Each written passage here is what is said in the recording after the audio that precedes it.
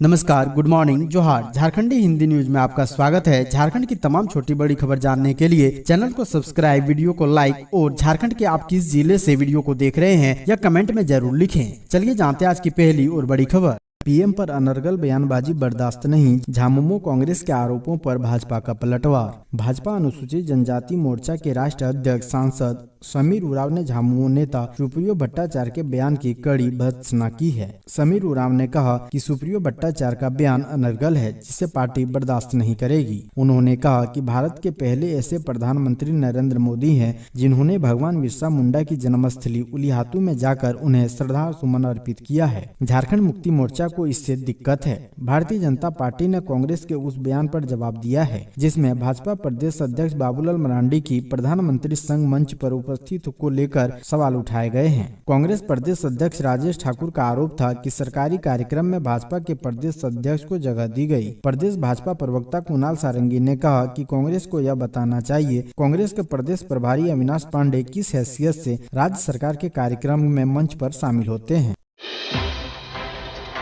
झारखंड में भी रहेगा बीसीआई मॉडल का रूल, सख्ती से लागू होगा एक व्यक्ति एक पद का सिद्धांत। बार काउंसिल ऑफ इंडिया का मॉडल रूल पूरे देश में लागू हो गया है। वर्ष 2022 में रूल से संबंधित अधिसूचना जारी की गई थी। बीसीआई का model rule Jharkhand state bar council के चुनाव में भी लागू रहेगा। अब एक व्यक्ति एक पद का सिद्धांत सख्ती से लागू होगा।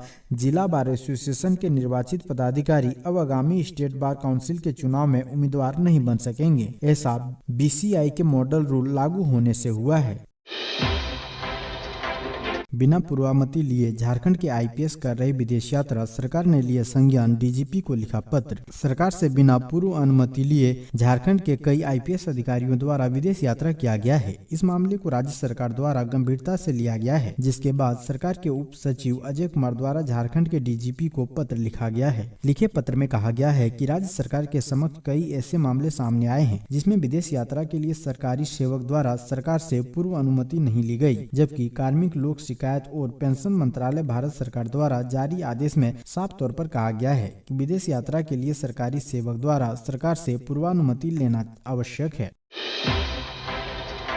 अग्निशमन विभाग में संविदा पर भरे जाएंगे ये महत्वपूर्ण पद, 34 साल से नहीं हुई है कोई बहाली। अग्निशमन विभाग में संविदा पर बहाली कर वरिष्ठ पद भरे जाएंगे। इसकी प्रक्रिया शुरू हो चुकी है। इनमें राज्य अग्निशमन पदाधिकारी, अपर राज्य अग्निशमन पदाधिकारी, प्रमंडलीय अग्निशमन पदाधिकारी, सहायक प्रमंडलीय अग्निशमन पदाधिकारी के पद शामिल हैं। इन पदों पर संविदा पर बहाली के पीछे भी विभाग का तर्क है, जिसे नजरअंदाज नहीं किया जा सकता है। ये सभी पद प्रोन्नति से भरे जाने वाले पद हैं, सीधी बहाली का प्राविधान नहीं है। अग्निशमन विभाग में 1989 के बाद से अब तक बहाली नहीं हो सकी है। करीब 34 वर्ष से कोई बहाली नहीं होने से इन पदों पर प्रोन्नति के लायक विभाग में कोई पदाधिकारी ही नहीं बचा है।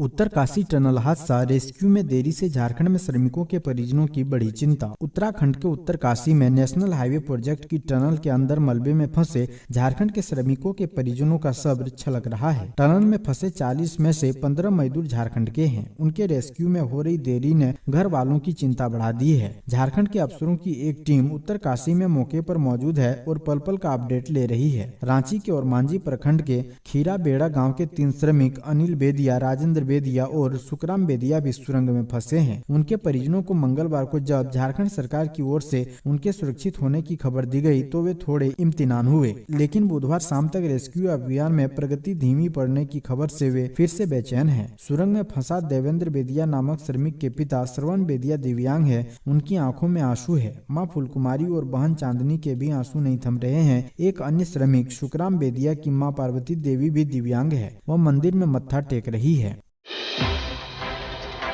झारखंड में बारिश के आसार, महापर्व छठ में कैसा रहेगा मौसम का मिजाज। झारखंड में आज बारिश के आसार हैं। राज्य के पूर्वी भागों में हल्की बारिश की संभावना है। मौसम विभाग के पूर्वानुमान के अनुसार राज्य के पूर्वी एवं मध्य भागों में अगले 2 दिनों के दौरान न्यूनतम तापमान में धीरे धीरे 2 से 3 डिग्री की वृद्धि हो सकती है। इसके बाद अगले 3 दिन इसमें कोई बड़े बदलाव की संभावना नहीं है। झारखंड में 17 नवम्बर को आसमान में आंशिक बादल छाए रहेंगे और मौसम शुष्क रहने की संभावना है। मौसम विभाग की माने तो 18, 19 और 20 20 नवंबर को आसमान मुख्यतः साफ रहेगा और मौसम शुष्क रहेगा। 21 और 22 नवंबर को भी आसमान मुख्यतः साफ रहेगा और मौसम शुष्क रहने की संभावना व्यक्त की गई है। आपको बता दें कि महापर्व छठ का शुभारंभ 17 नवंबर से हो रहा है। 4 दिवसीय महापर्व का समापन 20 नवंबर को होगा।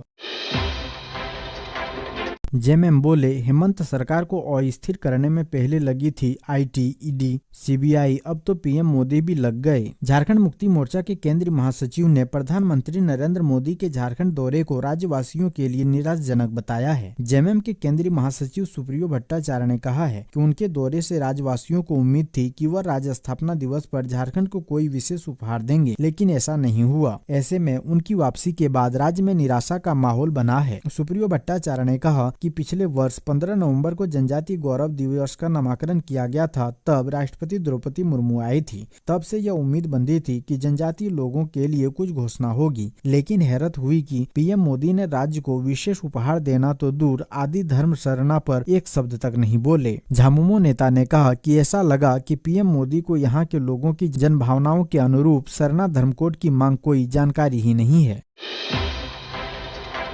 20 वर्ष नौकरी कर चुके शिक्षक सीधे बनेंगे प्रधानाध्यापक, शिक्षकों को प्रोन्नति को लेकर बनी थी कमेटी। राज्य के प्राथमिक व मध्य विद्यालय के शिक्षकों की प्रोन्नति को लेकर जारी दिशा निर्देशों में बदलाव किया जाएगा। शिक्षकों के प्रोन्नति को लेकर पूर्व में जारी दिशा निर्देश पर शिक्षक संगठनों द्वारा जताई गई आपत्ति के बाद शिक्षा सचिव की अध्यक्षता में कमेटी गठित की गई थी। कमेटी ने शिक्षकों की प्रोन्नति को लेकर दर्ज आपत्ति निराकरण के लिए सभी जिलों के जिला शिक्षा अधीक्षक को पत्र भेजा है। प्रोन्नति को लेकर गठित कमेटी द्वारा लिए गए निर्णय के अनुसार वैसे प्रारंभिक शिक्षक जिनकी 20 वर्ष की सेवा पूरी हो चुकी है, उन्हें अब सीधे प्रधानाध्यापक के पद पर प्रोन्नति दी जाएगी। इसके लिए स्नातक प्रशिक्षित शिक्षक पद पर 5 वर्ष की सेवा की बाध्यता भी नहीं होगी। इससे राज्य के लगभग 35,000 शिक्षक लाभान्वित होंगे।